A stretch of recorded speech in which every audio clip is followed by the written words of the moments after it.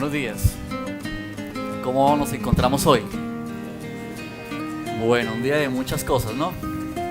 Muchos preparativos, mucho esperar para mucho de este día. Un día especial de reunirnos con familia, de compartir, ¿cierto? Un rato especial, de ver personas que quizá no vemos hace mucho tiempo y compartir con ellas.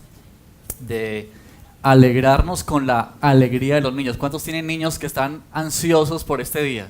Muchos niños, ¿verdad? Que aguardan el 24. Yo tengo una niña de 7 años y un niño de 10.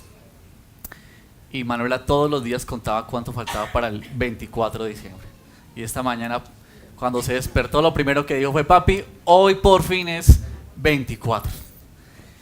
Una fecha muy celebrada, muy esperada para unos, para otros quizá no tanto, quizá de tristeza. Pero lo cierto es que, si ustedes se dan cuenta, la Navidad es como, en algún sentido, esta fecha como un descanso de alguna realidad. Ustedes, por ejemplo, noten que aún lo que sucede en los diarios, en las noticias, parece como que hubiese un paréntesis. ¿Notan ustedes como eso? Que parece como que se baja un poquito la tensión de muchas noticias y hay campo para otras noticias un poco más tranquilas. Y bueno, es un día en el que la gente por lo general está hablando, ¿cierto?, acerca de la Navidad y en especial acerca de Jesús. Noten que un día como hoy se menciona mucho la palabra de Jesús, o más bien el niño, ¿cierto?, el niño Jesús o el bebé.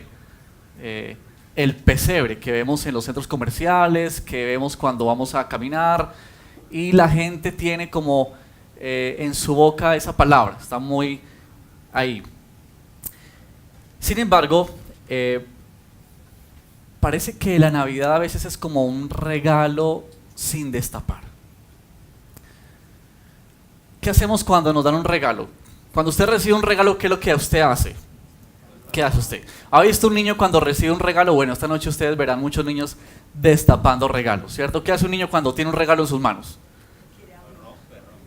¿Ustedes han visto un niño que tenga un regalo en sus manos y comience a deleitarse en el color del empaque?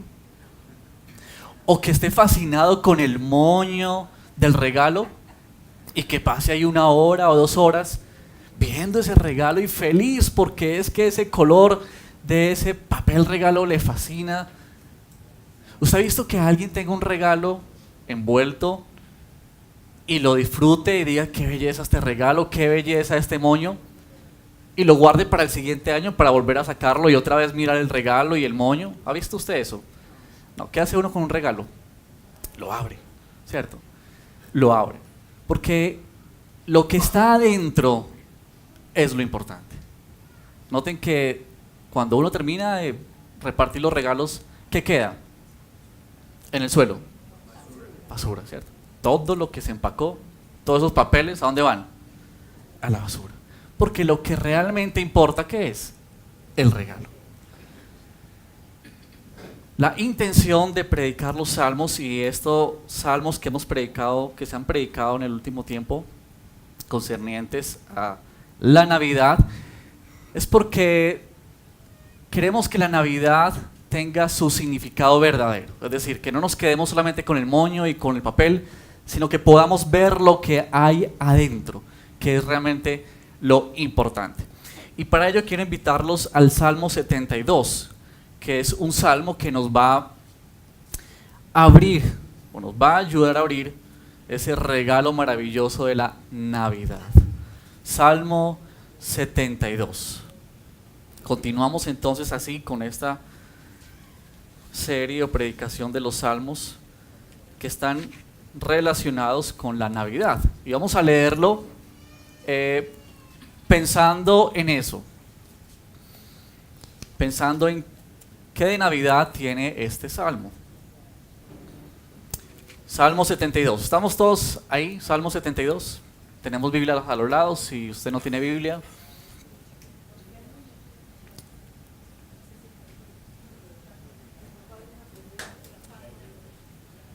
si no tiene Biblia o no consigue, pero creo que todavía quedan unos disponibles.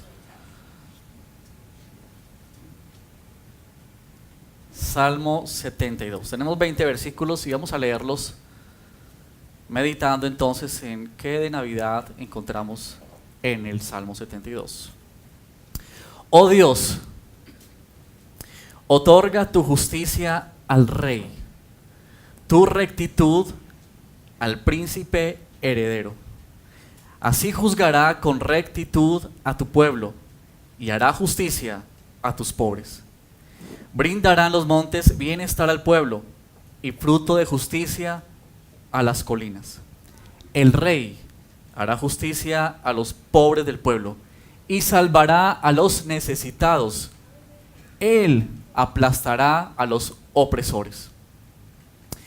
Que viva el rey por 1000 generaciones, lo mismo que el sol y que la luna. Que sea como la lluvia sobre un campo sembrado, como las lluvias que empapan la tierra. Que en sus días florezca la justicia y que haya gran prosperidad hasta que la luna deje de existir. Que domine el rey de mar a mar, desde el río Éufrates hasta los confines de la tierra. Que se postren ante él las tribus del desierto, que muerdan el polvo sus enemigos. Que le paguen tributo los reyes de Tarsis y de las costas remotas. Que los reyes de Sabá y de Seba le traigan presentes. Que ante él se inclinen todos los reyes. Que le sirvan todas las naciones. Él librará al indigente que pide auxilio y al pobre que no tiene quien lo ayude. Se compadecerá del desvalido y del necesitado, y a los menesterosos salvará la vida. Los librará de la opresión y la violencia, porque considera valiosa su vida. Que viva el rey, que se le entregue el oro de Sabá, que se ore por él sin cesar, que todos los días se le bendiga. Que abunde el trigo en toda la tierra, que ondeen los trigales en la cumbre de los montes, que el grano se dé como en el Líbano, que abunden las gavillas como la hierba del campo, que su nombre perdure para siempre, que su fama permanezca como el sol, que en su nombre las naciones se bendigan unas a otras, que todas ellas lo proclamen dichoso. Bendito sea el Señor, el Dios de Israel, el único que hace obras portentosas. Bendito sea por siempre su glorioso nombre, que toda la tierra se llene de su gloria. Amén y amén. Aquí tenemos el Salmo 72. Este salmo cierra uno de los libros, el segundo libro de los Salmos. Recuerde que los Salmos fueron compilados en libros y es el Salmo 72 quien cierra el segundo libro de los Salmos. Ahora, este salmo es un salmo, si ustedes leen en sus Biblias, posiblemente dice que es Salmo de Salomón. Algunos creen que es de David hacia Salomón y que luego Salomón es quien lo reescribe de alguna manera o lo recopila para luego publicarlo. Pero lo cierto es que si ustedes notan, todo el capítulo 72 o este Salmo 72 está dirigido ¿hacia quién? Hacia el rey, ¿cierto? Esta es la palabra de las que más se repite, rey. Y ese es quizá el tema central del Salmo 72. Tiene que ver con el rey, con su reinado, pero tiene que ver con un rey, y ya vamos a verlo con más detenimiento, que es diferente. Un rey distinto, con características especiales. Y es una oración. Es una oración, una petición. Y yo quiero que veamos 4 afirmaciones sobre este rey que encontramos aquí en el Salmo 72. 4 afirmaciones. La primera afirmación tiene que ver con la necesidad de un rey. Y ese rey tiene que ir con mayúscula. Es decir, estamos hablando de el rey. La necesidad del rey. Es decir, este rey que es diferente. Miren que el Salmo inicia con una petición. Oh Dios, y es la oración, es la súplica del salmista hacia el Señor. Oh Dios, otorga justicia al rey. Esos primeros 4 versículos que tienen que ver con una oración que hace el salmista. Todas las oraciones expresan un deseo, ¿verdad? El deseo profundo que hay en el alma, que hay en el corazón. Esas son las oraciones. Y muestran una necesidad. Así que el salmista expresa una necesidad que hay. Hay una necesidad urgente. Y el clamor de él hacia Dios es: Señor, otorga justicia al rey. Es como que este padre que ahora recibe a su hijo, el heredero, ¿cierto? Que está próximo a comenzar su reinado. Y el padre dice: Señor, dale a este rey nuevo justicia, rectitud. Ahora noten ustedes que en estos versículos, versículo 2 dice: así juzgará con rectitud ¿a quién? A tu pueblo. Note que esta oración del salmista no es un capricho de él, es decir, la petición que él hace no es para su bien, aunque él está incluido en el colectivo, pero el pensamiento del salmista es para que juzgue con rectitud a tu pueblo. Es decir, casi que el salmista se convierte en el intercesor de Dios, ante Dios, del pueblo. Es decir, él está pensando en el pueblo de Israel en este caso. Que él gobierne con rectitud y con justicia al pueblo. Ahora les hago una pregunta. ¿No es ese uno de nuestros deseos también? Quizá no es esa una de nuestras mayores peticiones o ruegos que le hacemos al Señor. Porque el salmista está preocupado o está pensando en lo que ha de venir. Y su pensamiento es, y su deseo es que el próximo rey gobierne bien y gobierne con justicia y con rectitud en favor del pueblo. Yo cuando estaba leyendo este salmo y estaba comenzando a estudiarlo, me fue inevitable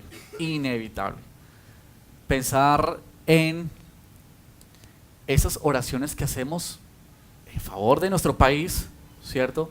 Por nuestros gobernantes. Y dígame usted si no hay una necesidad o una urgencia, ¿verdad?, de que haya justicia, de que haya rectitud, ¿verdad? Uno solamente mira el cuadro o la realidad de nuestro país, de nuestras ciudades, y yo no sé si usted percibe lo que percibe mucha gente, y hay como un desencanto, ¿no les parece? Frente a tantas noticias que escuchamos día a día de corrupción, ¿cierto? De fraude, de mentiras, de engaños, de intereses. Y casi que hay un deseo de desánimo o desencanto frente a esa realidad, que surge esa necesidad y esa oración.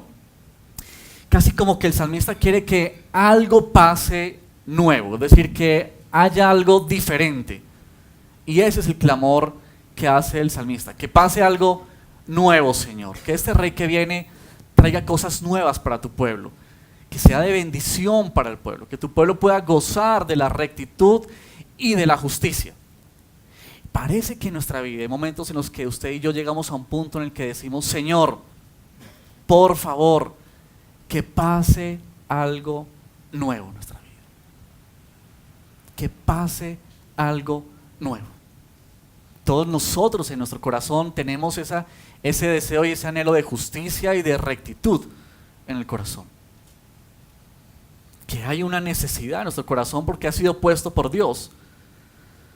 Pero parece que hay un desencanto frente a lo que se espera, a donde se coloca la esperanza, como si no sucediera nada. La misma historia de Israel nos habla del fracaso de los reyes de Israel. No sé cuántos de ustedes han leído la historia de los reyes, una historia muy, muy especial en la Biblia, que habla de el pasar de un rey a otro rey, sus hijos, y habla de las historias de ellos, de cómo gobernaron ellos, pero Cuando uno lee la historia de los reyes, y si ustedes la leyeran de recorrido, la sensación que nos queda es la sensación de frustración. Porque todos los reyes, incluyendo a David e incluyendo a Salomón, los reyes más predominantes en la historia de Israel, los que más sobresalieron, aún los que contaron con mayor gloria, fueron reyes que no pudieron cumplir a cabalidad con su papel. Es decir, siempre el pueblo sufrió por el gobierno de alguno de estos reyes. Y aún los mejores reyes, es interesante que aún los mejores reyes, los que hacían las cosas para Dios mejor, es interesante que cuando uno lee la palabra dice, pero aún. Y es como si algo quedara ahí, como que hicieron las cosas bien en cierta manera, pero no completamente. Y ese es el sentimiento de frustración, sentimiento de que parece que estos reyes no lograron cumplir con su papel, es decir, no lograron hacer la labor, la tarea por la cual fueron puestos ahí. Y eso es lo que la historia nos muestra. No es posible. Estos reyes no pudieron cumplir con su papel, con su tarea. Quizá nos sentimos en esta mañana con sentimientos de frustración, porque donde teníamos nuestra esperanza parece que no produjo nada. O quizá el anhelo que teníamos de que se hiciera justicia o rectitud no ha llegado a nuestra vida. Hay un sentimiento que embarga de frustración, de vacío, un sentimiento de que falta algo. Y lo cierto es que el salmista reconoce, y por eso es su oración: Señor, que este rey que viene traiga justicia verdadera. Así que la primera afirmación que el Salmo nos habla es: hay una necesidad de rey, hay una necesidad de ese rey en mayúscula, o de ese gran rey, o de ese rey verdadero. La segunda afirmación que nos habla el Salmo tiene que ver con la identidad del rey. Miren por favor el versículo 5. Yo quiero que notemos en este Salmo lo que comienza a suceder en el Salmo. Versículo 5 comienza diciendo: que viva el rey. Ahora noten las palabras que comienza a decir el salmista. Que viva el rey, ¿por cuánto tiempo? ¿Qué son 1000 generaciones? ¿A qué hará referencia con 1000 generaciones? Es una expresión de eternidad, para siempre. Noten, el salmista entra a su lugar secreto, como acostumbraba a hacerlo, y se dirige al Señor y comienza a orar por el sucesor. Pero sucede algo maravilloso, y es que el salmista, guiado por el Espíritu Santo, comienza a ver algo más allá, algo más allá del próximo rey. Es decir, él comienza a ver a un rey diferente, a un rey con otras características, a un rey que se sale de lo normal. Él comienza a ver al Mesías. Y es interesante porque es lo que Dios le permite al salmista, que entra por esta petición pensando en este rey próximo, pero que es como si el Señor le levantara la mirada y le quitara sus ojos del próximo rey y le permitiese ver al rey verdadero, al rey de reyes. Y miren, el salmista comienza a oír palabras como: que viva el rey por 1000 generaciones. Versículo 7, que en sus días florezca la justicia, que haya gran prosperidad. ¿Hasta cuándo? Hasta que la luna deje de existir. Versículo 8, que domine el rey de mar a mar, desde el río Éufrates, ¿hasta dónde? Hasta los confines de la tierra. Y noten ustedes que lo que el salmista comienza a describir nada tiene que ver con los reyes que han gobernado Israel o los próximos que habrán de gobernar Israel ahí, en su tierra. las características de este rey comienzan a salirse de lo normal, comienzan a salirse de lo común. Y entonces dice el versículo 10, que le paguen tributo los reyes, ¿cierto? Que todas las naciones vengan a él en el versículo 11 y le sirvan. Y note que también se repiten los versículos 15 y 16. Que viva el rey. Versículo 18, que abunde el trigo de toda la tierra. Y comienza a hablar de eternidad. Este rey no tiene tiempo, reinará para siempre. Este rey traerá un bienestar. Pero este bienestar que trae el rey, que es descrito aquí con algunas imágenes como la lluvia que cae sobre el campo, ¿cierto? Que empapan la tierra, que hace abundar el trigo y que tiene que ver con bienestar para la humanidad. Es un bienestar que no es momentáneo, es un bienestar que perdura hasta que la luna deje de existir. Tiene que ver con hasta siempre, es decir, su bienestar, su gobierno tiene que ir hasta lo último. Su dominio no es el dominio de Israel solamente. Y noten la universal que se hace aquí, el gobierno de este rey. No tiene que ver solamente con la tierra de Israel, que gobierne desde el río Éufrates hasta los confines de la tierra. Es decir, que el gobierno de este rey es un gobierno completo, es un gobierno que cubre toda la tierra.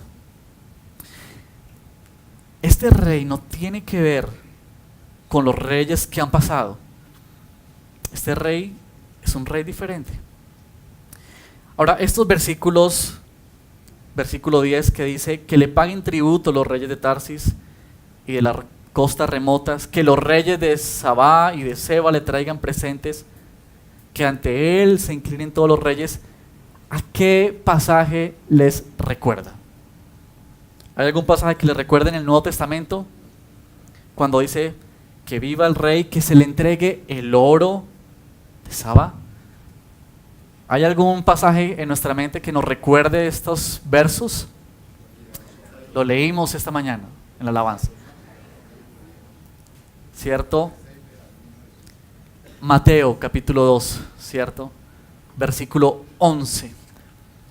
Esa historia maravillosa cuando nace Jesús, y hay estos sabios del oriente, ¿verdad? Que son guiados por la estrella y que son guiados hasta donde está el niño Jesús. Ahora, recuerden que esa historia maravillosa nos narra de que los sabios comenzaron a seguir la estrella. ¿Y a dónde llegaron? Recuerden, ¿a dónde llegaron los reyes, esos sabios?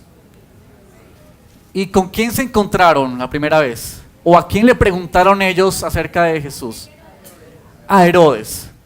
¿Y cuál fue la pregunta que ellos le hicieron a Herodes? Ellos no le preguntaron dónde está un bebé, ¿cierto? O dónde está un niño. O ellos no preguntaron dónde está la familia de José y de María, que nos han dicho que tuvieron un bebé. Ellos no preguntaron por un bebé. ¿Ellos por quién preguntaron? ¿Dónde ha nacido el rey de los judíos? Dice que cuando Herodes escuchó esta frase o esta pregunta, dice que se estremeció él y toda la ciudad. Es decir, cuando ellos escuchan la pregunta de los sabios, ¿dónde está el rey? Si la pregunta hubiese sido ¿dónde está el bebé de José y de María? Había sido cualquier pregunta, ¿verdad? Un niño más. Pero la pregunta trastorna a Herodes y a la ciudad, porque la pregunta es ¿dónde está el rey? Esa es la pregunta. Es interesante que el Señor le permite a estos sabios entender que ese bebé que había nacido era el tan anhelado Mesías. Era el rey de los reyes. Y Herodes, cuando escucha esta pregunta, siente temor, porque sabe de quién se está hablando. Y siente peligro de que su reinado haya llegado al fin. Y esa es la razón por la cual después Herodes, si ustedes recuerdan, luego de que los sabios salen por otro lado, porque el Espíritu les dice que no regresen a Herodes, que pretende matar a los niños, ¿qué hace Herodes? manda a matar a todos los niños, ¿verdad? Menores de 2 años, porque él no quiere dejar rastro del rey. Él siente que su reinado puede estar en peligro. Es interesante que Herodes ha entendido muy bien esa pregunta de quién es el rey. El rey que tenemos en el Salmo 72 nos describe a Cristo Jesús, al Mesías. El salmista logra ver más allá de su realidad y, guiado por el Espíritu, ve a Cristo Jesús naciendo en medio de la humanidad con poder, con autoridad. Este Jesús es el rey. Este rey de que se nos habla en este Salmo 72 es Cristo Jesús, el mismo de que se ha dicho que su reinado no tendrá fin. Habían 3 funciones o 3 personajes importantes para la historia o para Israel, que tenían que ver con el sacerdote, personaje principal para los israelitas, el profeta, ¿cierto? El sacerdote que representaba al pueblo de Dios delante de él. El profeta era el hombre que traía la palabra de Dios al pueblo, otro personaje muy importante. Y el rey, que gobernaba Israel y que dirigía a Israel. Cristo Jesús vino para cumplir y darle cumplimiento perfecto a estos 3 personajes. Usted va a encontrar que en el Nuevo Testamento nos habla de Jesús como sacerdote, el sumo sacerdote, mejor explicado en el libro de Hebreos. También de Jesús como profeta, ¿verdad? No, profeta mayor que Jesús. Y Jesús como rey. Él es el rey. Ese niño de quien se habla hoy, ese bebé que se coloca en los pesebres y que la gente lo mira con admiración y que la gente habla de él y que la gente dice que ha nacido, que nace a las 12 de la noche, ese bebé es el rey, es el Señor. Para muchos, y ustedes lo notarán, ese bebé es un bebecito, ¿cierto? Muy lindo, muy bonito. Mucha gente dice, pobrecito ese bebé. Hay como un sentimiento como de lástima frente al bebé, de tristeza frente a ese bebé que está ahí como en medio de los animalitos y pobre bebé, ¿cierto? Para muchos una historia linda, bonita, que tiene una buena enseñanza. Pero la pregunta es, ¿quién es ese bebé para usted y para mí? ¿Es un bebé más? ¿Es un niño especial? ¿Es una historia fantástica fuera de lo convencional? ¿O ese bebé en realidad es el rey, el Señor de los señores, ante quien toda rodilla se doblará y toda lengua confesará que Él es el Señor? Este es el rey de quien nos habla el Salmo 72. La tercera afirmación que nos hace el Salmo, la primera tiene que ver con la necesidad de este rey, la segunda con la identidad del rey y la tercera tiene que ver con la obra del rey. Mire por favor, quiero que aquí preste mucha atención. Si tiene su Biblia ahí por favor, usted notará que los versículos 5 al 10, 11 al 11 se repiten en los versículos 15 al 17. Por ejemplo, el versículo 17, que habla de que su nombre perdure para siempre, que su fama permanezca como el sol, ¿cierto? Tiene que ver con el versículo 5, que viva el rey por 1000 generaciones, tiene que ver con tiempo. El versículo 16, que dice que abunde el trigo en toda la tierra, que ondeen los trigales en la cumbre de los montes, que tiene que ver con bienestar. Está relacionado con el verso 6, que sea como la lluvia sobre un campo sembrado, que las lluvias empapen la tierra. Tiene que ver con bienestar, el bienestar físico, material de quienes son gobernados por este rey. Y el versículo 15, que viva el rey, que se le entregue el oro de Sabá. Está relacionado con los versos 10, que hablan también de que se le pague tributo. Eso tiene que ver con superioridad. Es decir, este rey es a quien los reyes vienen a traerle presentes. Es decir, los reyes de la tierra reconocen que este rey es mayor que ellos. Así que en los versículos 5 al 11 encontramos una repetición o un eco en los versículos 15 al 17. Ahora, en el versículo 12 al versículo 14, usted notará que hay una diferencia. Y es como que al escribir el texto, el autor tiene una intención. Y es que al dejarnos los versículos 12 y 14 en la mitad, en el centro de este pasaje, quiere resaltarnos algo que hay ahí. Y esa es la tercera afirmación de la que quiero hablarles, o de las que el Salmo nos habla. Y tiene que ver con la obra de este rey. Versículo 12 al versículo 14. Él librará al indigente que pide auxilio y al pobre que no tiene quien lo ayude. Se compadecerá del desvalido y del necesitado, y a los menesterosos les salvará la vida. Los librará de la opresión y la violencia, porque considera valiosa su vida. Ahora permítame abrir un poquito estos versos y entender lo que quiere decir el Salmo. Porque si bien es cierto que el salmista nos ha dicho y nos ha dado características que sobresalen de este rey, hay algo en la mitad de este pasaje que el salmista nos deja y que quiere resaltar porque nos quiere hablar de una obra especial de este rey.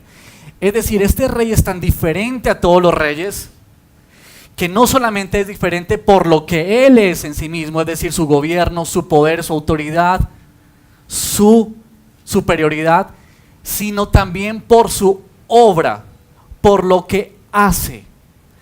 Y eso es diferente a todos los reyes. De hecho, ¿ustedes saben qué esperaban los judíos como rey? ¿O a quién esperaban los judíos como rey? ¿Ustedes saben por qué muchos de los judíos no reconocen a Jesús como el Mesías? ¿O por qué aún aguardan que llegue alguien más? Porque ellos a quien esperaban era un rey guerrero. Ellos esperaban un rey que pisoteara a todo el mundo. Ellos querían un rey a la imagen de los reyes poderosos de la época, ¿cierto? Como el César, emperador de Roma, ¿verdad? Que gobernaba, que la gente temblaba al mirarlo, ¿cierto? Pero que eran reyes que acababan con lo que fuera. Es decir, cuando este rey quería quitarle la vida a alguien, se la quitaba. Pero aquí el salmista nos muestra algo diferente de este rey. Porque este rey, que es el rey de reyes, tiene algo especial. Y en los versículos 12 al 14, noten por favor los verbos que encontramos allí. Hay 4, 2 que se repiten. Versículo 12 dice que él librará. La misma palabra que se usa en el versículo 14, los librará. Dice el versículo 13, se compadecerá. La Reina Valera dice, tendrá misericordia, o él tiene misericordia.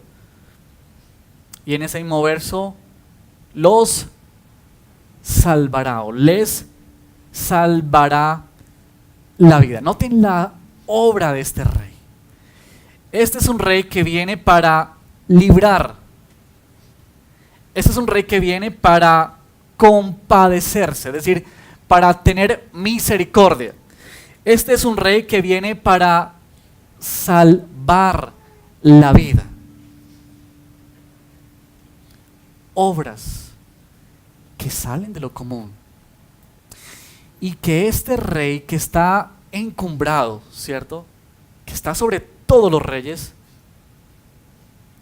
es el rey que viene para acercarse al necesitado y para salvar. Ahora noten las palabras que se usan con estos verbos. Él librará ¿a quién? A los menesterosos, en muchas versiones. La Nueva Versión Internacional dice al indigente, ¿cierto? Ya eso por sí crea una imagen en nuestra mente.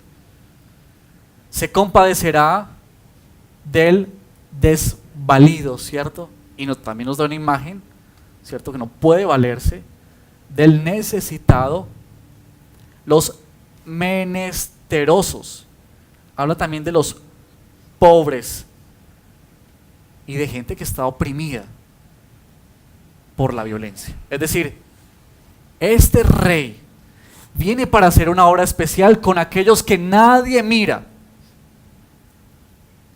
con aquellos que nadie se detiene a siquiera pensar en ellos. Y este rey viene para librarlos y para salvarles la vida. Esta no es una obra social. ¿Ustedes han visto la obra social de los famosos? ¿Han visto que aparece en las noticias que fulano de tal donó tanta cantidad de dinero, o que fulano de tal fue a tal sitio y llevó tantos regalos para los niños, ¿cierto? Y casi que sobre estos personajes famosos, reconocidos, recae como casi la obligación, ¿cierto?, de hacer alguna obra social, muchas veces porque tienen que dejar su buen nombre, o tienen que darse a conocer. No estamos frente a una obra social, es decir, no estamos aquí frente a un rey que simplemente le da pesar a los pobres y entonces quiere ayudarlos, o quiere simplemente que tengan un mejor futuro. No. La obra de la que aquí se nos está hablando es la obra de Cristo en la cruz.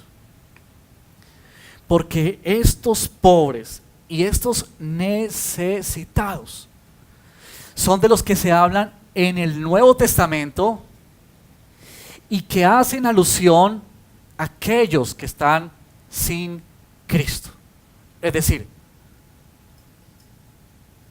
cuando nosotros estamos alejados de Cristo, o cuando usted y yo estuvimos alejados de Cristo, éramos pobres, necesitados, desvalidos, menesterosos. Y la obra que vino a hacer Cristo Jesús, este rey, fue a rescatarnos de esa situación.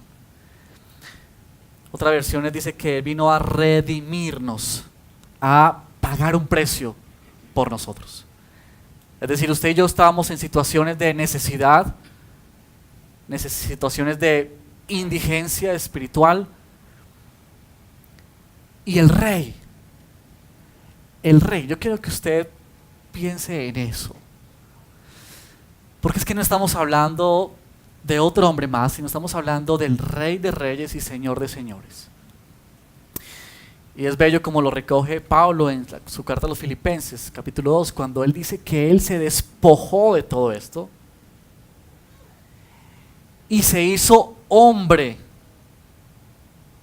Y no solamente le bastó con hacerse hombre, sino que también murió, se entregó. Y no solamente le bastó con morir o con entregarse, sino que se dio a la muerte más vil, la muerte de cruz. Y eso lo hizo porque este rey, y mire lo que dice el versículo 14, considera valiosas sus vidas, porque él ama la vida de estos hombres. Noten que el actuar de este rey tiene que ver con su amor hacia la humanidad, hacia nosotros. Es decir, no es la obra social, es el amor de Dios, el amor de Cristo Jesús en la cruz, por usted y por mí. La obra de este rey nos pone frente al Evangelio, el Evangelio de gracia. Ahora, si usted se para en los versículos 12 al 14, y si usted y yo somos uno de esos indigentes, menesterosos, desvalidos, la pregunta es, ¿qué ve este rey en este tipo de personas que ame sus vidas? ¿Qué ve? Y una pregunta más personal sería, ¿qué ve el Señor en nosotros, en usted y en mí, para amarnos como nos ama? ¿Qué ve el Rey en nosotros, que siendo desvalidos, necesitados, nos miró y nos miró con ojos de amor. Qué maravilla esta obra de este rey que es diferente.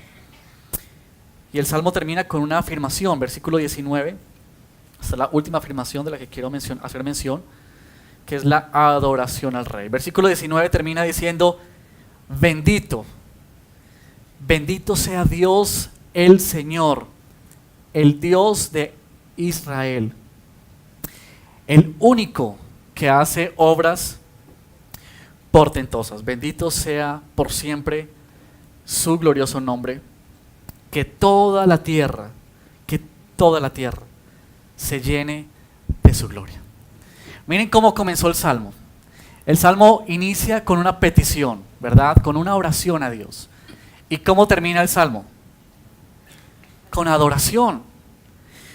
Y el Salmo termina con adoración,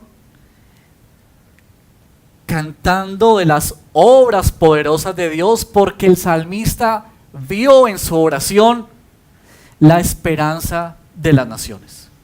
Porque en su oración vio al Rey de Reyes. Y porque eso solamente puede producir en el corazón del ser humano alabanza y adoración. Cuando nosotros nos encontramos frente al Evangelio, y cuando usted y yo estamos parados frente a la cruz y entendemos lo que significa que Cristo ha pagado por nosotros, que este Rey maravilloso ha venido para liberarnos de la opresión, de la violencia, para rescatar nuestras vidas, no nos queda nada más sino rendirle adoración y gloria a su nombre. Y así es como el Salmo termina, con este: bendito sea el Señor. La alabanza es para Dios, quien hace todas las cosas, y el salmista reconoce eso. Esta obra poderosa de Cristo Jesús, obra tuya, Señor. Por eso tú seas alabado.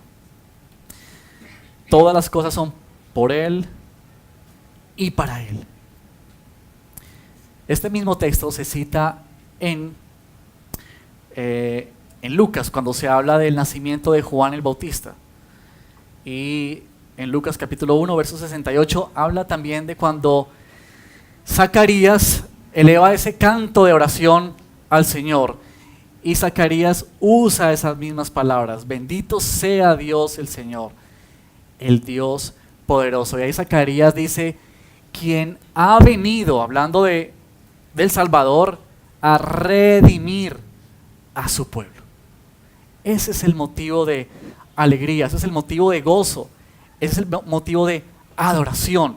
Que toda la tierra, Señor, toda la tierra se llene de tu gloria. Eso tiene que ver con que la presencia de Dios, el peso de Dios, habite toda la tierra.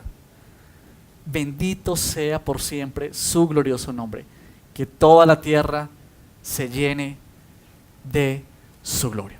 Estas 4 afirmaciones que nos habla el Salmo: la necesidad del Rey, la identidad del Rey, la obra del Rey y esa adoración que solamente puede ser para el Rey. Y quiero terminar con 3 aplicaciones muy breves, muy cortas, que nos deja este Salmo, luego de tratar de entenderlo un poco y de meditar en él. El Salmo nos invita así a que en nuestra vida reconozcamos a este Rey, a este bebé de quien se habla hoy con tanto alboroto, de quien se hace tanto mención en estos días y hoy especialmente, a reconocer a Jesús como el Rey de nuestras vidas, con todo lo que eso implica para nosotros. Que usted y yo podamos reconocer que este bebé, este niño de quien nos habla el Evangelio, es el Rey de Reyes y Señor de Señores, de quien se había hablado aún desde los Salmos. ¿Es este el Rey de nuestra vida? ¿Es este el Señor de nuestro corazón? ¿Gobierna el Señor en nuestra vida? con poder y con autoridad.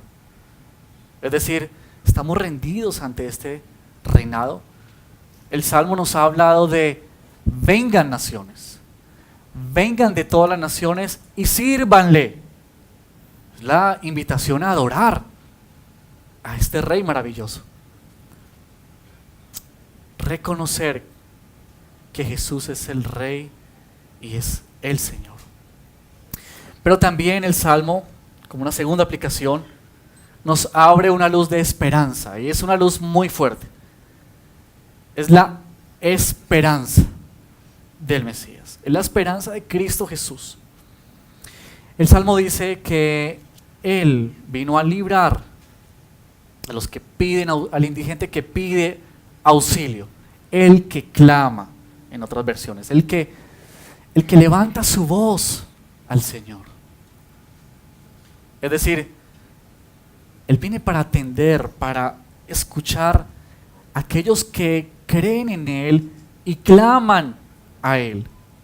Y es interesante que en los salmos esa expresión de clamar, de invocar, ese sentimiento profundo, casi que de desesperación, está ahí en los salmos. Y el Salmo 72 nos habla de eso. El Señor viene a librar, que pide auxilio al que clama. Para el pueblo de Israel la esperanza era, miren, todos estos reyes han fracasado. Y aún los reyes que van a venir, los próximos que quedan por venir, seguro van a fracasar. Son hombres, humanos, imperfectos, pecadores, sujetos a pasiones. Pero va a venir uno perfecto, que cumplirá a cabalidad con todo. Esa es la esperanza para el pueblo de Israel. Y es nuestra esperanza hoy, de que el Señor hace justicia, de que el Señor escucha a sus hijos, de que el Señor tiene en alta estima nuestra vida y nos ama profundamente. Que mayor amor usted y yo no encontraremos en ningún lugar del universo, sino el expresado en la persona de Cristo Jesús en la cruz. Y que todos los días Dios nos dice de una y otra manera que nos ama y que no hay mayor amor que este, y que la esperanza que usted y yo mayor y la esperanza que mejor podremos encontrar está en la persona de Cristo Jesús. Que si usted y yo venimos a Él a clamarle, a entregar nuestras vidas, Él es fiel en escuchar y atender nuestra oración. Nuestra esperanza no es un regalo, nuestra esperanza no es solamente una noche especial para olvidar las penas y el dolor. Nuestra esperanza no es una persona, no es mi esposo, no es mi esposa, no es mi trabajo, no es el dinero que tengo guardado en el banco o las posesiones que tengo, no es mi título o la carrera que estoy haciendo. Mi esperanza es Cristo Jesús, porque todo lo demás pasa, pero Cristo Jesús permanece para siempre. Todos los reyes pasaron, murieron con sus glorias, pero solamente uno perdura para siempre, y ese es el Rey de Reyes y Señor de Señores, Cristo